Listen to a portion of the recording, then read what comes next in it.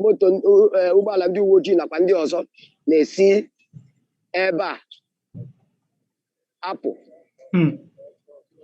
Gwa anyị kedu ka ebe a ihu bụ ị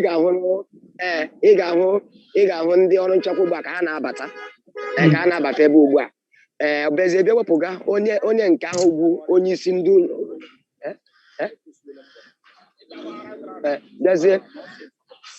bịazie wepụga onye isi ụlọ nzukọ omeiwu ahụ ma werezie onye ọhụrụ tinye ya anyị na-anụkwa n'ụwụ onye ewepụburu dịka onye nke abụọ dịka onye nzukọ ụlọ omeiwu ahụ onye duru ndị na-eme iwu ahụ bịa ya onye nke a na-akpọ Amara Iwu Anyanwụ.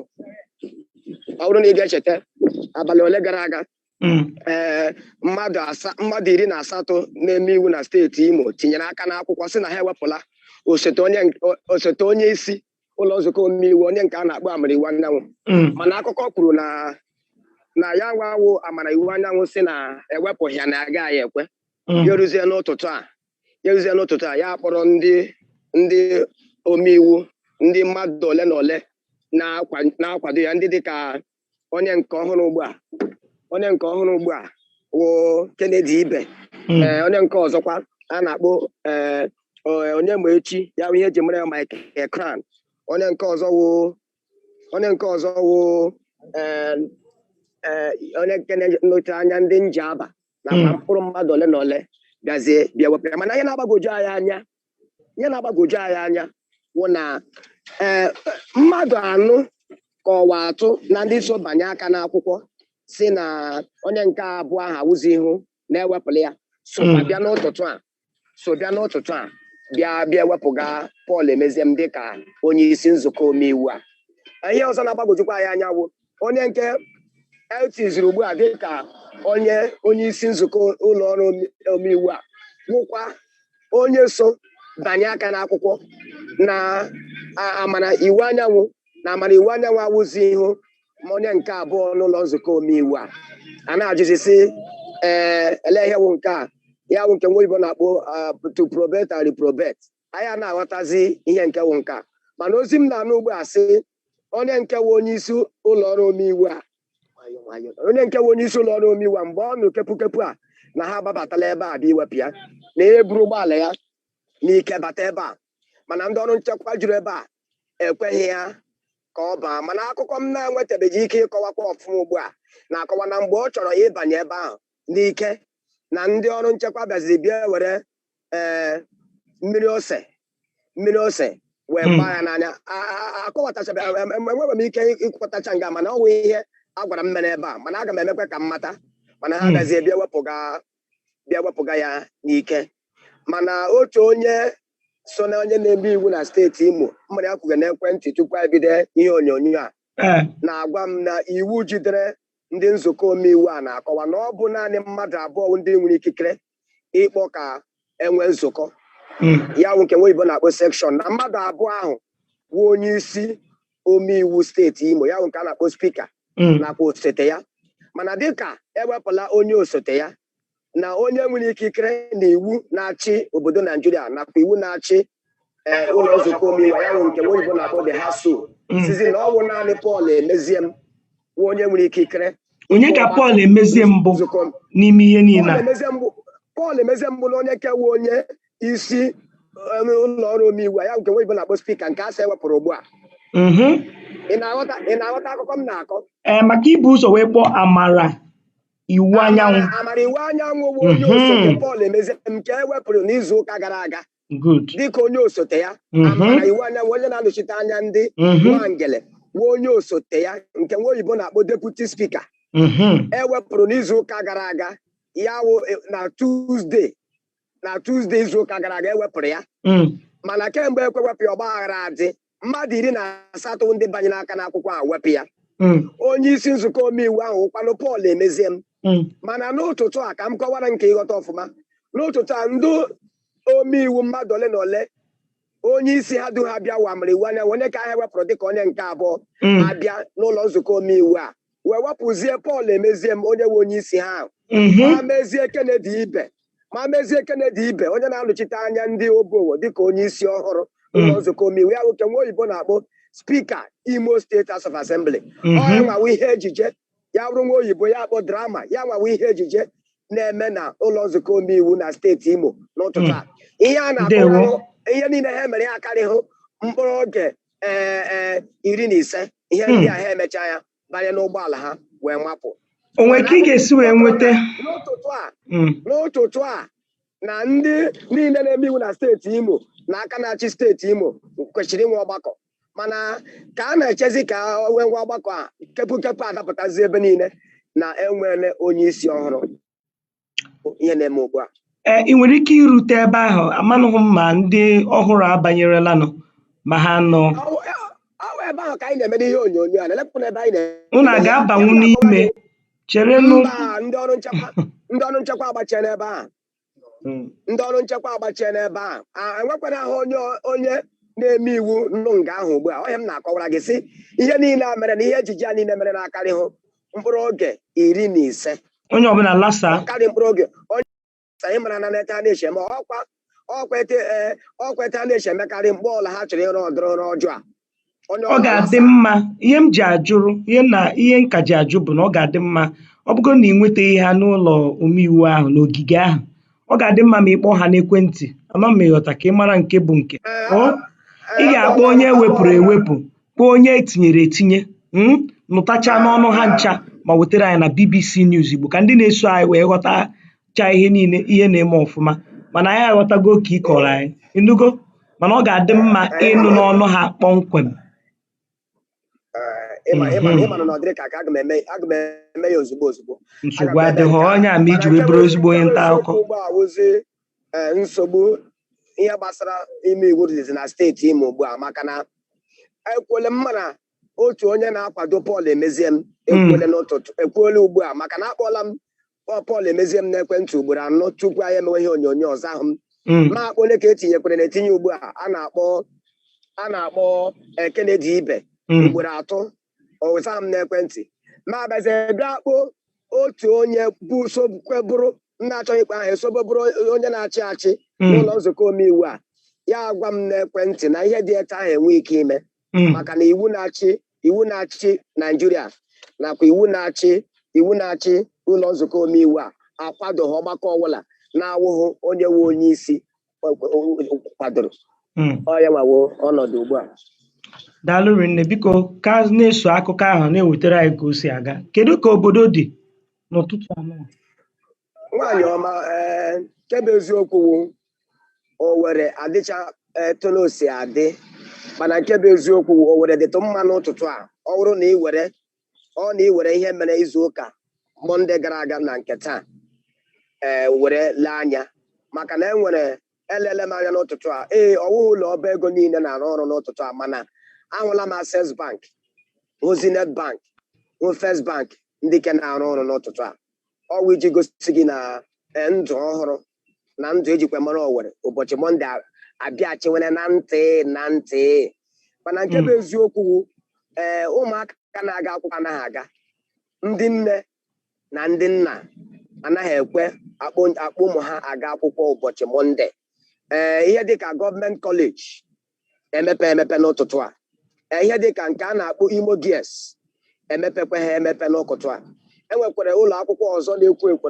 na ime Owerri na steeti Imo nke a na-akpọ Ikenegbu Girls o mepekwa ha emepe n'ụtụtụ a ahịa ndị kwụrụ ọnụ maka na ahịa ndị kwụrụ ọnụ na-enwe iwu na-achị ha ya wụ ahịa ndị dịka ebe a na-ere osisi nakwa ngwongwo ndị eji arụ ụlọ ndị dịka nke a na-akpọ wood market nke dị n'Ụmụonye ala na Akwa Akụma emepekwa ha emepe n'ụtụtụ a nke dịkwa ebe a na-akpọ Naze emepekwa ha emepe n'ụtụtụ a mana nke bụ eziokwu ọtụtụ ọnụ ahịa ndị kwụrụ n'ụzọ ya bụ nke a na-akpọ street shops n'olu bekee mepekwara emepe n'ụtụtụ a asị m kwuo ya bụrụ ka m sọ okenye n'oyibo ewepụla iwe enweziela ihe a na-akpọ partial compliance n'Owerri enweziela ihe a na-akpọ partial compliance ndị pụta ndị apụta ndị pụta ndị apụta mana obodo dere du Owerri dere du otu ihe kpọ ọkụ n'ọnụ mere n'ụtụtụ agwụcha na ejije a mere na ụlọ nzukọ omeiwu steeti Imo taa o nwere ihe ịnụtago maka mgbọwụ maka ọ bụrụ Owerri ọ na Enugu ka nke ahụ mere anyị ga-agba onye anyị ajụ onye anyị ga-ajụ onye Enugu ka ọ gwa anyị Enugu maka ihe ndị na-eme. nso nso anyị chọrọ ịmata maka akụkọ a chọrọ ịmatakwu ka akụkọ a si aga. Otu ihe m nụrụ mere n'abalị wụ enwere ebe a na-akpọ Ejemekwuru na Uguta n'okpuru ọchịchị Uguta nke dị na steeti Imo ebe ụmụ okorobịa nakwa ndị na-ere mmanụ ụgbọala na iwu na-ezighị ezi ya bụ nke nwa oyibo na-akpọ bọnkịrị nwere nghọtahie alụwa ọgụ ewere gba ụgbọala ọtụtụ ọkụ wegbukwe ofu nwa okorobịa a na-akpọ Emmanuel onye nwe akụkọ na-esi na Uguta apụta n'ụtụtụ a. Ihe a mere mgbe o ji ọkara gafee elekere 11 nke abalị ụnyaahụ ebe a na-akpọ Ejemekwuru nke dị n'okpuru ọchịchị Uguta nke dị na steeti Imo. Onye nwa otu ihe ọjọọ mere n'Imo ụnyaahụ. Ndị na-alụ ọgụ maka mmanụ ụgbọala wee egbu ofu onye ebe ahụ. Ndewo. Ọ bụrụ na ị na-esonye anyị ugbu a, ị ka nọ na BBC News Igbo. Onye nta akụkọ anyị nọ n'Imo steeti n'Owerri, isi obodo Imo kpọmkwem, agwala anyị ka ihe si wee kwụrụ tụmadị n'ụlọ omeiwu ebe ahụ ọ sị na na-etufubeghị oge na-ewepụrụ onye isi ụlọ omeiwu n'ebe ahụ. N'izuụka gara aga ka o wetara anyị akụkọ na-ewepụrụ osote ya, mana tata ewepụgo onye na-achị ụlọ omeiwu a kpọmkwem ma tinyekwari onye ọhụrụ. Mana anyị chọrọ ka ọ nọdụ n'akụkọ ahụ ka o wee na-ewetara anyị ka o si aga. Ka anyị gbapụkwa ya ọsọ ka anyị jee na Abia na Aba. Onye nta akụkọ anyị ọkwa na Aba ka ị nọ ka ọ na Ụmụahịa?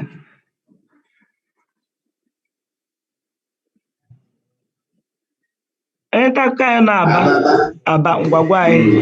Aba bara Aba ngwa gwa anyị ke nke na-eme na Aba. Ndị mmadụ apụtakwa ka ha ka fanyere aka n'ụkwụ. Ndewo. Daalụ rinne. Ebe anyị nọ ugbu a bụ ebe a na-akpọ, anyị nọ n'ihu Abia State Polytechnic Aba.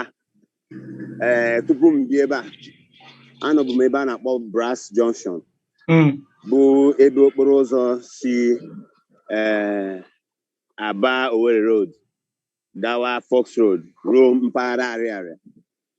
Mana dịka m nọ na-echere ka anyị bata na igwe ihe onyonyo a, ka m nọ ndị uwe ojii bụ ụgbọala 5 wee bịa ebe m nọ sị na ha achọghị ka enweta ha n'ihe onyonyo ka m si ebe ahụ wee pụọ. So dịka anyị ma na ọ ka mma mmadụ iji ndụ ya n'aka ma na-emekwa ọrụ na-enweghị ụgwọ a na-akwụ anyị na-eme iwetara ọha na eze ihe na-eme.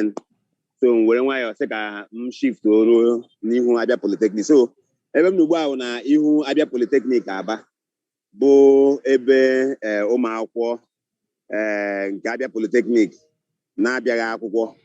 Ụlọ akwụkwọ a bụkwa nke nọ na okporo ụzọ Aba Owerri Road nke dị n'ime Aba, nọ n'okpuru ọchịchị Aba North Local Government Area of Abia State. Dịka anyị na-ele anya n'ihu na anyị ga-ahụ okporo ụzọ, ọ bụ na ndị mmadụ a na-ahụchasị ihe na-eweta iwe were ha maka na anọ m na pedestrian bridge. Anyị na-afụ anyị si ebe ahụ anọ m n'elu pedestrian bridge.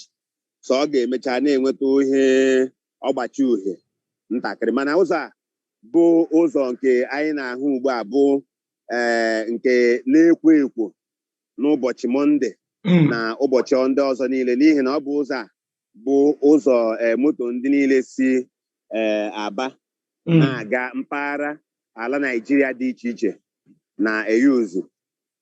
Ebe a kwa moto ndị niile si mpaghara Naịjirịa n'obodo West Africa ndị ọzọ na-abata Aba na-eyuzu kemgbe okporo ụzọ Fox Road na Port Harcourt Road mechichara.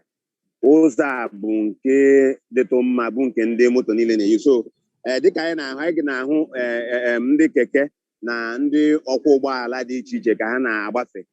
Ọ bụ eziokwu na taa enwetara ha na-akpọ improvement na moto mgbagharị ụgbọala nke ndị mmadụ nwe na nke ndị eji eme njem kọmashal.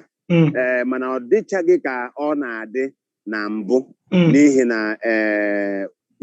na ndị mmadụ ka nọkwa n'ụlọ n'ihe gbasara mbụ ịnọ n'ụlọ ndị IPOB na-enwe. N'ihu ebe a anyị na-ahụ bụ ebe ndị na-enwe various business centers na-anọ n'ihu Abia Poly. Ọ bụrụ na mgbe ụmụ akwụkwọ na-agụ, ebe a bụ ebe nke na-ekwo ekwo, ma ndị na-eme photocopy, ma ndị na-eme tempepa, ma ndị na-eme project na ihe ndị ọzọ dị iche iche na-abịa ebe a abịa ka ndị mmadụ rụọrọ ha ọrụ. Mana anyị hụrụ ụfọdụ n'ime ndị na-arụ ọrụ dị otu a ka ha nọgasị na-eche ka ndị mmadụ bịa nwe ndị mmadụ bịara. Ọ dịkwa mkpa ka anyị gwa ọha na eze na ụbọchị taa bụ mbụ anyị na-ahụ ndị nwe ọdụ ahịa na mpaghara ebe a ka ha pụtara ịbịa ịchụ afọ ha kemgbe ndị IPOB ji tinye ịnọ n'ụlọ n'ụbọchị Mọnde. Ọ dịkwa mkpa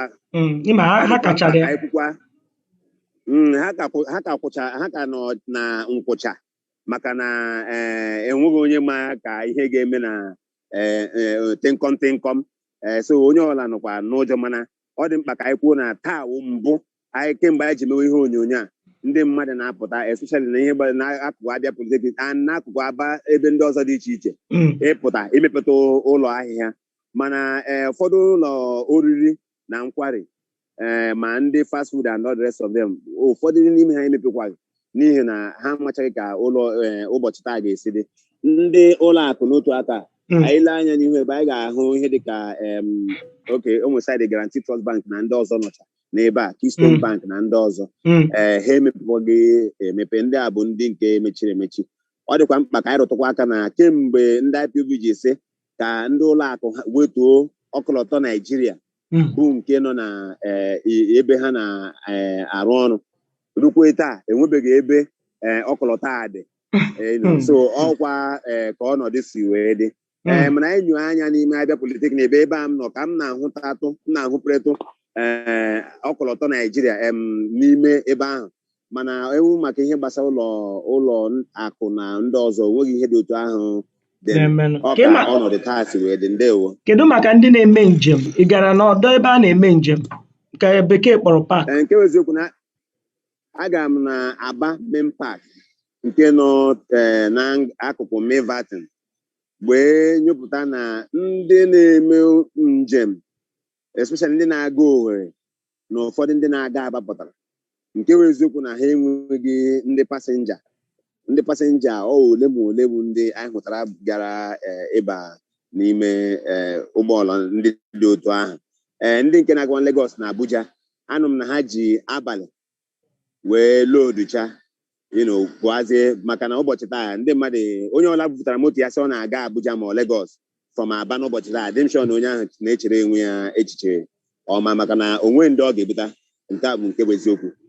Ọ dịkwa mma ka m rụtụ aka na ndị mụ na ha kwuru okwu sịrị na ihe ha che mere ndị mmadụ ji pụta na kemgbe ndị IPOB kansụlụ ihe ịdasi ịnọ n'ụlọ ha last week bụ nke ha tinyere ga-amalite na Fraịde.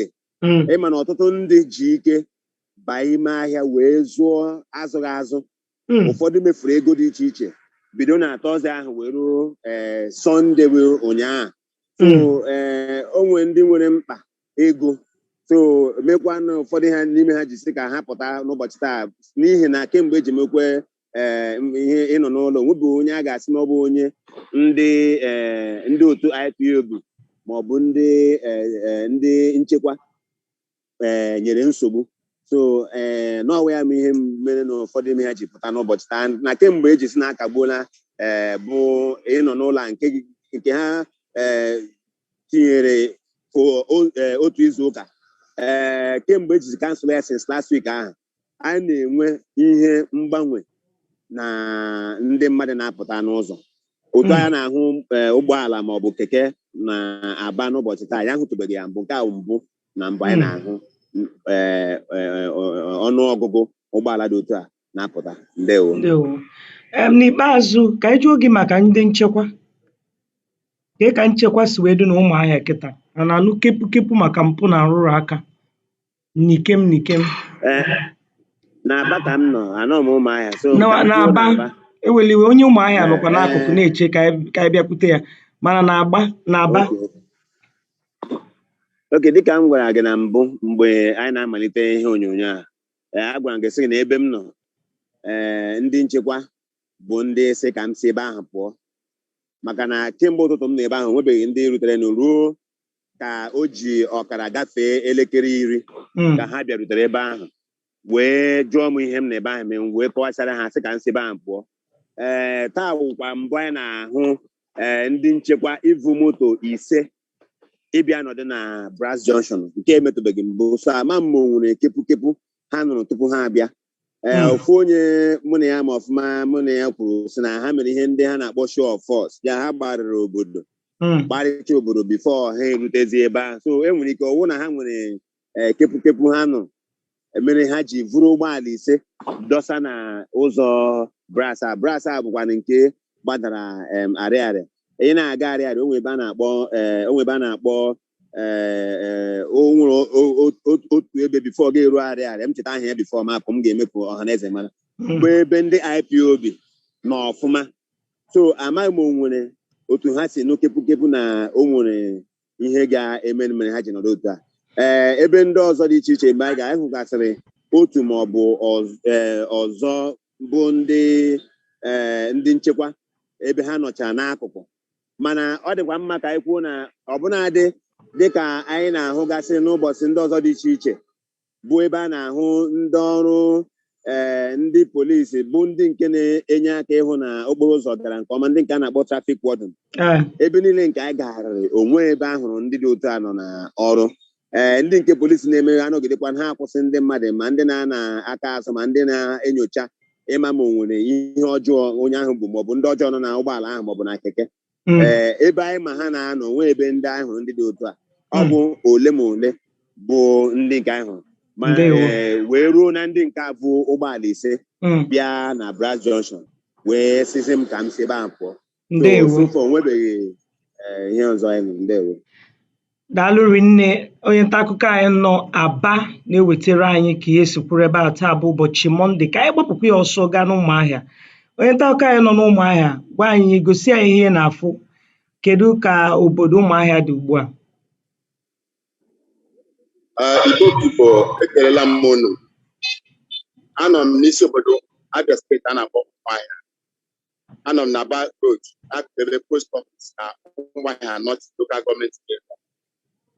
Dịka chief ụbọchị nketa kwuru, Ụmụahịa yiri ọkụ na ndị na-azụ ahịa, na ndị na-arụ ọrụ, na ndị na-aga ọrụ, na ndị na-agapụta ihe aka dị iche iche. Ọ dịkwa ihe ndị ọcha azụ dịnụ, ọ dịkwa ihe egwu dịnụ, ọ dịkwa onye laghachiri azụ. Ụlọ akụ mepere ebe na ndị na-emepe ga-emepe ugbu a bụ ebe ọdụ ụgbọala dị iche iche nọ. Eleghị anya maka ịkụjọ ha pụrụ iche n'ụzọ ọ bụla site Ụmụahịa na-aga obodo ọzọ. Eweziga otu a, Ụmụahịa dị mma ụbọchị nke taa. Ọ dịghị ihe egwu dịnụ, ọ dịkwa ihe iti aka n'obi ma ọ bụ ihe ọbụla. Ọ bụghị nsogbu ọbụla a nụrụ maka kamgbe emechara ntuli aka n'obe akụkọ ọbụla a nụrụ. Udo tiri ebe ọbụla, onye ọbụla na-aga ka onweghị ihe mere. Agwa gị na-emere ntuli aka ebe a ụbọchị abụọ gara aga, gị nwa ị gadịghị ekweta maka na ndụ ala atụla ka o si adị, enwe ihe na-eme na ọka onweghị akụkọ ọgbaghara ọbụla anụtara ebe ọbụla na-emere ntuli aka na Anambra steeti. Ụfọdụ na-ekwu na ahịa bụ ntuli aka nke kacha gaa nke ọma nwee udo na mpaghara Anambra steeti. Ụta nke ndị mmadụ si na-ekwu ya maka na onweghị ebe ahụ si na agbara egbe maọbụ gbuo mmadụ maọbụ merụọ mmadụ. Ụta nke ọ dị na ọka ebe a. Daalụ rinne. Dịka onye nta akụkọ anyị nọ n'Aba nakwa nke nọ n'Ụmụahịa si wee kwu na kamgbe na ọ bụ taa ka ha hụtụrụ mmasị ụgbọala ndị uwe ojii, ebe onye nke ọzọ kwukwara na ndị na-enyocha ma akwụkwọ ikike ịnya ụgbọala mmadụ ezuru oke na ọfụhụ ndị ahụ na ha anaghị oteelarị ha anaghị apụta n'okporo ụzọ. Kedu ka ọnọdụ nchekwa Ọka si wee dị? Onwe ka isi wee fụ ụgbọala ndị nchekwa, onwe ka isi wee fụ ha n'ebe bekee na-akpọ patrol joint, checkpoint? Onweghị ndị ọrụ nchekwa kwuchiri ụzọ ebe mpaghara nke anyị gbara, mana adị m ka ị na-abata Ọka, isi Ọnịcha na-abata Ọka ma ọkwa na isi Enugu na-abata Ọka, enwechara obere ọnọdụ ndị uwe ojii nọcha ebe ahụ, mana n'ime ọka ebe a nweghị ebe m hụrụ ndị uwe ojii ekwo n'okporo ụzọ. Dịka mụ na gị na-ekwu okwu ebe ahụla m ofu onye uwe ojii ji ụkwụ gafere okporo ụzọ. Ọ dị ka ọ bụ ndị na-eche nche na nso ụlọakụ CBN, ụlọakụ etiti, maka ọ nọ nso ebe a. Ewepụ nke ahụ nwebe onye ọrụ nchekwa ọbụla m hụrụ kwochiri ụzọ n'ụtụtụ a, maka na a ga-asị na otu ndị ọrụ nchekwa bịara Ọka mgbe a na-eme ntuli aka, ụfọdụ ha si bata, ọ dị ka ụfọdụ ha apụkwala, mana udo dị n'ime ihe niile. Ebe niile jụrụ oyi, onweghị onye na-asị ibe ya kedu ebe na-aga, onye ka ị bụ. Ebe niile jụrụ oyi n'Ọka ugbu a.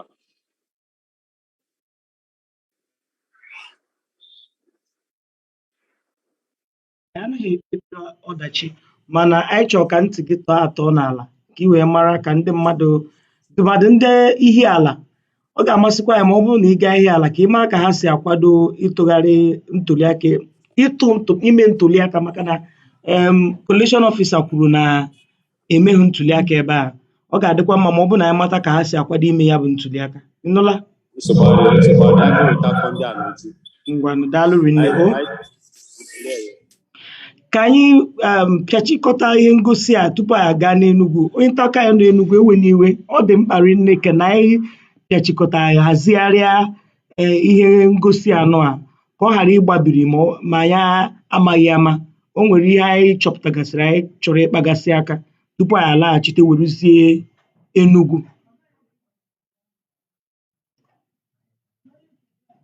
N'Ebonyi, Enugu na Ebonyi, agakwala ebe ọbụla, biko sonyere BBC News Igbo.